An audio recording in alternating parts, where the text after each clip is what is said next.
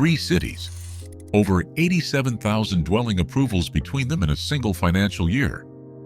But an approval is not a home. Today we're ranking Sydney, Melbourne, and Brisbane to determine which city is best positioned to actually deliver the most new housing through 2025 and 2026. From planning speed and conversion efficiency to greenfield momentum and construction capacity, we're scoring each city across 6 measurable dimensions that separate paper pipelines from finished dwellings. Only one city claims the top spot, starting at number 3. In third place, Greater Sydney logged 33,573 dwelling approvals for the 2024 to 2025 financial year. This places Sydney well behind Melbourne's massive output and gives it the lowest approvals per thousand residents ratio of any major capital, sitting at just 6.0. With metropolitan population growth projected at approximately 1.2% annually, through 2026 the local demand for housing is acute. Yet these 33,000 approvals represent potential supply on paper, not completed dwellings. Sydney's pipeline is balanced between 2 distinct areas.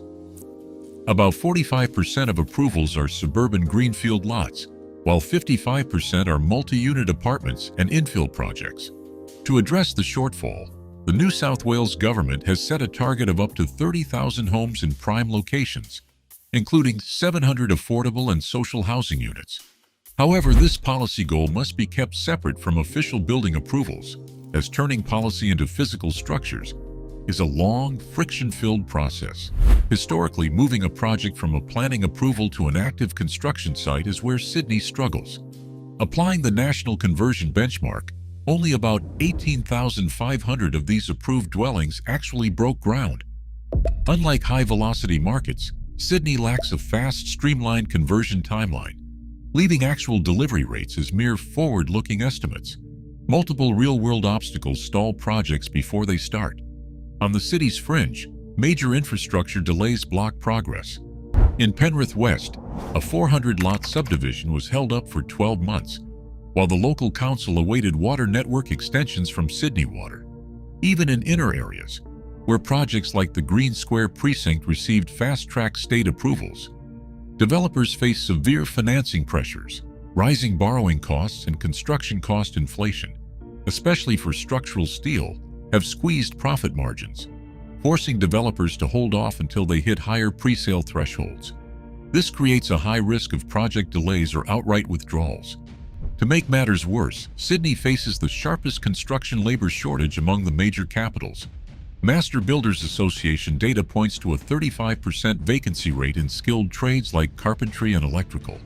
Without the workforce to build, approved plans remain stuck on the drawing board. This combination of infrastructure bottlenecks, severe trade shortages, and complex apartment delivery is why Sydney sits in third place for near-term housing delivery. In second place, Greater Brisbane presents a fast-growing housing pipeline, heavily reliant on outer suburban expansion. The data highlights a distinct geographical division that complicates direct comparisons. Within its narrow central municipal boundaries, the Brisbane City local government area registered 7,285 dwelling approvals during the 2024 to 2025 financial year. This represents only a fraction of the wider metropolitan pipeline, which is better reflected by statewide indicators. Queensland recorded 47,623 dwelling approvals in the year leading to June 2026, with monthly trend approvals sitting at 4,314. This statewide greenfield surge is the primary engine behind Brisbane's housing pipeline, a necessary response as the metropolitan population is projected to grow by approximately 1.3% annually through 2026. To match this influx, the state government announced a target of 1 million quality homes by 2026, with 95% expected to come from the private sector. However, this broad policy target is not a completed home count, and converting these plans into physical housing is a slow process. Outer suburban subdivisions face severe infrastructure delivery lags. Unlike established inner-city infill sites, these large fringe developments require new roads, electricity grid connections, and water networks before residential builders can even begin on-site work. while Queensland's planning reforms and infrastructure-linked pathways receive high praise. This qualitative progress does not instantly turn into active construction sites. The planning system's efficiency is distinct from a builder's actual capacity on the ground. In addition, there is no localized data tracking Brisbane's specific approval to commencement or commencement to completion cohorts. Without this hard evidence of conversion rates or construction capacity limits, it is difficult to guarantee how quickly these approved lots will become finished dwellings. Beyond this, Brisbane's geography presents distinct physical challenges. Subdivisions in low-lying northern corridors face delays for floodplain assessments and redesigned stormwater detention basins. While the local construction sector is financially healthier than Sydney's, with fewer builder insolvencies, it still faces regional shortages of trade labor and basic materials like cement.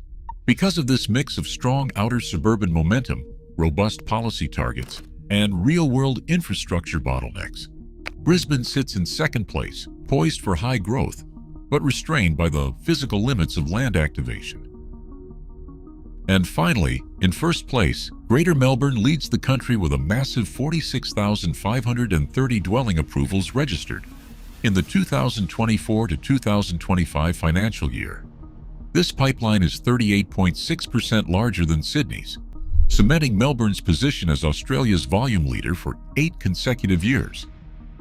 Unlike the other capitals, Melbourne's approved supply is almost perfectly balanced, split between 24,101 standalone houses and 22,429 multi-unit dwellings. Even as national markets cooled, Melbourne's momentum continued into the next cycle, logging 32,551 approvals by March 2026, representing 70% of its prior year total. This massive pipeline is built to accommodate a metropolitan population growing at approximately 1.1% annually through 2026. What sets Victoria apart is its legislative push to accelerate planning decisions. Under the state's Planning and Environment Act, the Townhouse and Low-Rise Code establishes a statutory 90-day decision clock for code-compliant developments. This pathway forces local councils to issue permits within 90 days for dual occupancies, townhouses, and low-rise apartments up to 3 stories, preventing municipal authorities from adding restrictive local design conditions. For even simpler, low-impact applications, the VicSmart pathway enforces a strict 10-business-day turnaround, which state data confirms is consistently met on the ground. However, systemic delays still impact larger non-standard projects, pushing the wider municipal median processing time for all development applications to roughly 120 days. Even with the country's most active planning system, Melbourne faces the challenge of turning these approvals into finished homes. Applying the national benchmark conversion rate of 55%, approximately 25,600 of those approvals from the 2024 to 2025 financial year broke ground by early 2026. The state's long-term housing strategy targets 2.5 million homes by 2051, which includes 134,000 dwellings dedicated specifically to the Melbourne City Council area. Yet, near-term delivery remains exposed to construction capacity risks. Master Builders and Housing Industry Association surveys identify a severe shortage of 30,000 skilled tradespeople across Victoria, alongside ongoing material supply bottlenecks for timber and steel. While these industry constraints slow active construction sites, Melbourne's superior approval numbers, combined with fast-track planning pathways like the 90-day code and the 10-day VicSmart system, give it the strongest foundation. When comparing the 3 eastern capitals, Melbourne possesses the sheer volume and the policy framework necessary to convert planning paperwork into physical housing at a scale that other cities cannot match. This structural capacity to maintain a massive supply pipeline is why Melbourne stands best positioned to build the most new homes and deliver meaningful relief to its housing market over the coming years. Next, the 6-dimension usable home scorecard provides an objective method to evaluate which capital city is best suited to turn paper planning into real housing. This analytical model normalizes all performance indicators to a scale from 0 to 100. To keep the comparison accurate, baseline pipeline size carries a 20% weight. Conversion efficiency is also valued at 20%. ensuring that paper approvals are never treated as finished supply. Planning speed, greenfield to infill mix, and delivery reliability each account for 15% of the total, while construction capacity comprises the final 10%. To prevent data distortions, the model strictly separates planning decisions, building approvals, construction commencements, and completions. Geography and timing are tightly controlled. Brisbane City Council municipal figures remain separate from Queensland-wide totals, and monthly trend releases are never mixed with financial year counts. When direct city-level commencement data are unavailable, the system applies the national 55% approval to commencement benchmark. This ratio is derived from 48,012 commencements recorded in March 2026 against 87,388 approvals from the 2024 to 2025 financial year. Based on these baseline settings, the scorecard points to a provisional order of Melbourne in first place, Brisbane in second, and Sydney in third. However, this is an estimate based on current indicators rather than a guaranteed outcome. Altering the weights highlights alternative sensitivity scenarios. A greenfield-centric weighting favoring outer subdivisions pushes Sydney's balanced mix into the lead.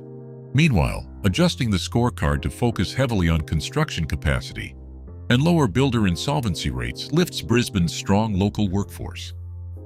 This sensitivity testing proves that real housing delivery depends on localized physical capacity. Across these three capitals, one truth emerges. Approvals don't ease shortages. Real completions do. While planning reform unlocks the pipeline, local construction capacity remains the ultimate bottleneck. The city that delivers the most homes won't just have the fastest permits. It will have the boots on the ground to build them. Share your thoughts below.